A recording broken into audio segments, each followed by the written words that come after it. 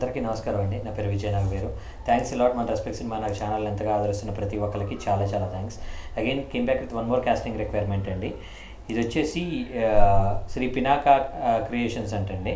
So ETV విన్కి వీళ్ళు చేస్తున్నారంట. ఏవి ఆ విన్ ఒరిజినల్ ఫిలిం అని అంటున్నారు. ప్రొడక్షన్ నెంబర్ 1 అని అంటున్నారు. గతంలో వీరు ఎలాంటి సినిమా చేయలేదంట. సో వీళ్ళకి వచ్చేసి కీ ఫీమేల్ క్యారెక్టర్ కావాలంటండి. ఆంగ్లో ఇండియన్ లుక్ ఉండాలి అంట. సో ఆ ఆంగ్లో ఇండియన్ లుక్లో మీరు ఉన్నట్లయితే మీ ఏజ్ 25 నుండి 33 సంవత్సరాలలోపు మీరు ఉన్నట్లయితే మీరు ఇక్కడ ప్రయత్నించవచ్చు. ఇంతేకాకుండా వీళ్ళకి యంగ్ బాయ్ కూడా కావాలంటే 6 నుండి 12 సంవత్సరాల వయసులో ఉన్న వైబ్రెంట్ లుక్లో ఉన్న ఒక యంగ్ బాయ్ కావాలి అని అంటున్నారు. అలాగే మేల్ అండ్ ఫీమేల్ ఆర్టిస్టులు కూడా కావాలంట. 27 నుండి 60 సంవత్సరాలలోపు వాళ్ళు. సో అన్ని రకాల లుక్కుల్లో ఉన్న వాళ్ళు కావాలంట. We are on look out for Telugu speaking passionate actors for key roles in this film. Send your portfolio to photographs and performance videos to అని ఇక్కడ వాళ్ళ mail ID and contact number ఇచ్చారండి. అవి నేను మీకు చెప్పే ప్రయత్నం చేస్తాను. దాంతోపాటు మన సబ్స్క్రైబర్లు అడిగిన ప్రతి ప్రశ్నకి సమాధానం చెప్పడం అనేది మన బాధ్యత. కాబట్టి మన సబ్స్క్రైబర్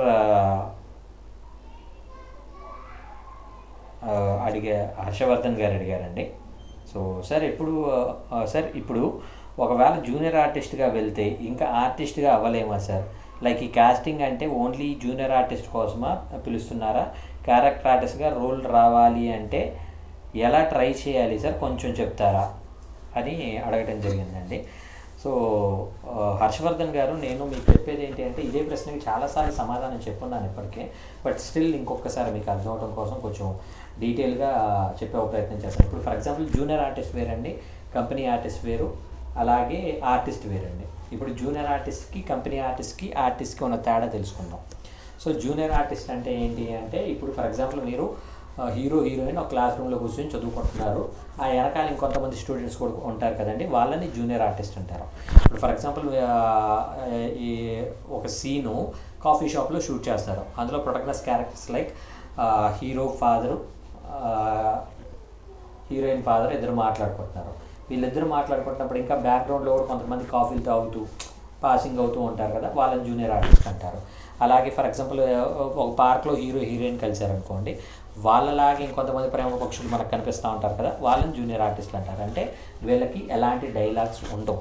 వీళ్ళు ఎక్కడో బ్యాక్గ్రౌండ్లో కనీసం ముఖం కూడా కనిపిస్తుందా లేదా అనే ఒక ఈ స్థితిలో వాళ్ళు వాళ్ళ నటనని చూపిస్తూ ఉంటారు. 2 కంపెనీ ఆర్టిస్ట్ ఏంటంటే వీళ్ళకి 1-2 డైలాగ్స్ ఉండి కొంచెం ఒక క్లోజో 2 క్లోజులు పట్టడానికి సంహౌ పాసిబిలిటీస్ ఉంటాయి. సో జూనియర్ ఆర్టిస్ట్ని తీసుకొచ్చే వాళ్ళు వచ్చేసి జూనియర్ ఆర్టిస్ట్ అసోసియేషన్ యూనియన్ ఉంది. సో ఈ యూనియన్ ద్వారా వాళ్ళు జూనియర్ ఆర్టిస్టులను సప్లై చేస్తూ ఉంటారు. ఈ మధ్య వచ్చిన ఇదేంటి అంటే, ఈ జూనియర్ ఆర్టిస్టులు సీనియర్స్ అయిపోయి వాళ్ళు ఏమవుతున్నారు అంటే, ఫర్ ఎగ్జాంపుల్ నేను నా షూట్ కోసం 100 మంది జూనియర్ ఆర్టిస్టులు పిలిచారు అనుకోండి, అందులో 80 మంది మాత్రం నాకు కనపడుతూ ఉంటారు. మిగతా 20 మంది ఎక్కడో నిద్రపోటాలు, లేదంటే ఏ చెట్టు కిందో సేద తీరటాలు మొత్తం చేస్తున్నారు అని ఒక రెస్పెక్టివ్ డైరెక్టర్స్ ఏం చేస్తున్నారంటే, ఇప్పుడు జూనియర్ ఆర్టిస్ట్ అయినా నేను సమ్వేర్ అబౌట్ ఎంత అమౌంట్ పే చేయాలి, దాని మీద ఒక 200 ఎక్స్ట్రా ఇచ్చైనా కానీ నేను వాళ్ళని కంపెనీ ఆర్టిస్టుల కింద కన్వర్ట్ చేసుకొని వాళ్ళని ఫుల్ ప్లెజ్డ్గా, అంటే వాళ్ళు కొత్తగా వస్తున్నారు కాబట్టి వాళ్ళకి కనీసం కెమెరా ముందు ఉండాలి, హీరో గారు అనుకుండాలి, మాకు క్లోజ్ పడాలి అనే ఒక ఆతృత ఉంటుందనే ఒక ఉద్దేశంతో జూనియర్ ఆర్టిస్ట్ని కంపెనీ ఆర్టిస్టుల కింద కన్వర్ట్ చేసి, కంపెనీ ఆర్టిస్ట్ కంటే పేమెంట్ తక్కువ, జూనియర్ ఆర్టిస్ట్ కంటే పేమెంట్ ఎక్కువ అనే ఒక టైప్లో వాళ్ళకి ఇస్తూ ఉన్నారండి. సో మీరు అడిగిన ప్రశ్న ఏంటంటే, ఇప్పుడు జూనియర్ ఆర్టిస్ట్గా వెళ్తే మనకి ఆర్టిస్ట్ అవడం కష్టమా అనే ప్రశ్నకి సమాధానం ఏంటి అంటే, మీరు ఏదైతే అవుదాం అనుకుంటున్నారో అక్కడ మీరు రికగ్నైజ్ అవ్వాలి అనుకున్నట్లయితే ఇక్కడ మీరు రికగ్నైజ్ అవ్వద్దండి. ఇప్పుడు ఫర్ ఎగ్జాంపుల్ మీరు జూనియర్ ఆర్టిస్ట్గా బాగా ఫేమ్ అయిపోయారనుకో, మిమ్మల్ని చూసేది అంతా కూడా జూనియర్ ఆర్టిస్ట్ ఏంటండి అనే ఒక టైప్లో పడుతుంది, బ్రాండ్ పడిపోద్ది. అందుకని మీరు జూనియర్ ఆర్టిస్ట్ ఒకవేళ మీకు పరిచయాల కోసం వెళ్ళారనుకోండి, అక్కడ పరిచయాల మీద కాన్సన్ట్రేట్ చేయండి. పరిచయాల మీద కాన్సన్ట్రేట్ చేసుకొని అక్కడ పరిచయమైన వాళ్ళతోటి మీరు నెక్స్ట్ లెవెల్ ఆఫ్ ఫ్రెండ్షిప్ చేసుకున్నట్లయితే మీకు వర్కౌట్ అవుతుంది.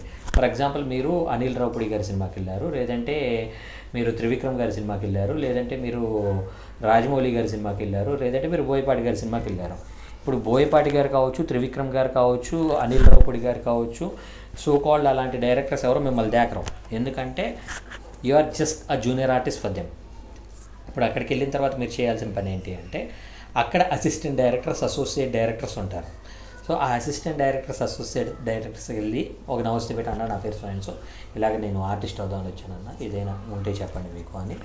కుదిరితే వాళ్ళతో కొంచెం ఫ్రెండ్షిప్ చేసుకొని వాళ్ళ కాంటాక్ట్ నెంబర్ తీసుకొని అప్పుడప్పుడు ఒక మెసేజ్, కుదిరితే వాళ్ళతో ఒక కప్పు కాఫీ తాగడానికి ట్రై చేయండి. మీరు ఖర్చు పెట్టు, అక్కడికి వెళ్ళి నా కాఫీ తాగుదామా బిల్లు మీరు కడతారా అని అడగండి, ఎందుకంటే మీరు అవకాశాలు అడుగుతున్నారు కాబట్టి. కుదిరితే వాళ్ళకు ఒక ట్రీట్ ఇవ్వడానికి ట్రై చేయండి. ఒక కాఫీ తోటి మీరు ఆ రెస్పెక్టివ్ పర్సన్కి ఒక 5 నిమిషాలు మాట్లాడే ఒక పాసిబిలిటీ ఉంటుంది.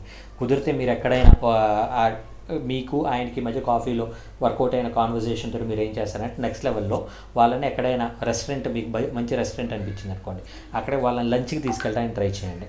లంచ్కి తీసుకెళ్తే వాళ్ళతోటి మీకు కనీసం ఒక అరగంట నుండి ఒక గంట సేపు వాళ్ళతోటి మనసు వైపు మాట్లాడటం కావచ్చు, లేదంటే మీ ఇంట్రెస్ట్లు వాళ్ళకి చెప్పడం కావచ్చు, లేదంటే వాళ్ళు ఏ ప్రాజెక్టులు చేస్తారని మీరు తెలుసుకోవడం కావచ్చు. ఇలాంటివన్నీ కూడా ఒక వర్కౌట్ అవుతుంది. ఆ తర్వాత ఏమంటారు, కుదిరితే వాళ్ళని ఇంకొంచెం నెక్స్ట్ లెవెల్లో. ఇక్కడ నేనేమంటాను అంటే, ఇప్పుడు మొత్తం మీద ఒక 10 మందిని మీరు సెలెక్ట్ చేసుకుంటే, ఒకళ్ళనే సెలెక్ట్ చేసుకుంటే వర్కౌట్ అవ్వదు. నేను మళ్ళీ అదే చెప్తున్నాను. సో 10 మందిని మీరు సెలెక్ట్ చేసుకున్నారు. ఈ 10 మంది ద్వారా మీరు ఏం చేస్తారు అంటే, అందులో టీ దగ్గర కాఫీ దగ్గర మీకు ఇది స్క్రాప్ అనిపించేది ఎవరైనా ఉన్నారనుకోండి, అందులో కొంతమందిని ఎలిమినేట్ చేయండి. ఆ తర్వాత లంచ్కి తీసుకుని వెళ్ళా, ఆ లంచ్లో కూడా మీకు కొంతమంది స్క్రాప్ అనే వాళ్ళు అనిపించారు, వాళ్ళని ఎలిమినేట్ చేయడానికి ట్రై చేయండి. అంటే నేనేమంటే, స్క్రాప్ అనేది ఎలాగనిపిస్తారు, ఫర్ ఎగ్జాంపుల్ ఇది నీకు వేషం ఉందా, కాకపోతే డబ్బులు కడితేనే నీకు వేషం వస్తుంది అంటున్నాడు అంటే అతను స్క్రాప్. లేదు, ఆ వేషం ఉంది కానీ అది మనకి డబ్బులు చూడాలి, లేదంటే కొంచెం మనకి ఎవరైనా అమ్మాయిలు ఉంటే కొంచెం మనం ఏమైనా వర్కౌట్ అయితే ఏం చూడు, ఇలాంటివి మాట్లాడుతున్నాం, వాడు స్క్రాప్. ఇలాంటి వాళ్ళని మీరు ఎప్పటికప్పుడు మీ కాంటాక్ట్ లిస్ట్లో డిలీట్ చేసుకుంటూ ఫైనల్గా ఒక నలుగురికి ఫిక్స్ అవ్వండి. అంటే మిమ్మల్ని అప్పులు అడగకుండా, మీ ద్వారా లబ్ధి పొందాలని చూడకుండా, మీకు హెల్ప్ చేస్తూ తనకు కూడా హెల్ప్ అయ్యేలాగా. అంటే ఇప్పుడు ఫర్ ఎగ్జాంపుల్ కృష్ణవంశీ గారికి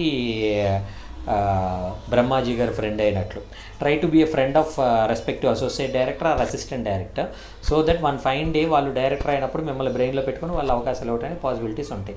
సో ఇలాంటి ప్రయత్నాలు మీరు చేస్తే మీకు వర్కౌట్ అవుతుంది అనేది నా ఒపీనియన్. ఇంకా మీరు ఏదైనా బెటర్ ప్రయత్నాలు చేస్తున్నట్లయితే ఇట్ ఈస్ హైలీ అప్రిషియటబుల్. సో అలాంటి ప్రయత్నాలు మీరు అందరూ చేస్తారని, మీ అందరికి మంచి మంచి అవకాశాలు రావాలని మనస్ఫూర్తిగా కోరుకుంటున్నాను. సో నా ఐడియా మీకు నచ్చినట్లయితే తప్పకుండా లైక్ చేయడం అయితే మర్చిపోకండి. వీలైనంత ఎక్కువ మందికి కూడా షేర్ చేయండి. ఎవరైతే సబ్స్క్రైబ్ చేసుకోకుండా చూస్తున్నారో please do subscribe. So getting back to the casting requirement వచ్చేసి, నేను మీకు ఆల్రెడీ డీటెయిల్స్ అన్ని చెప్పాను కదండి.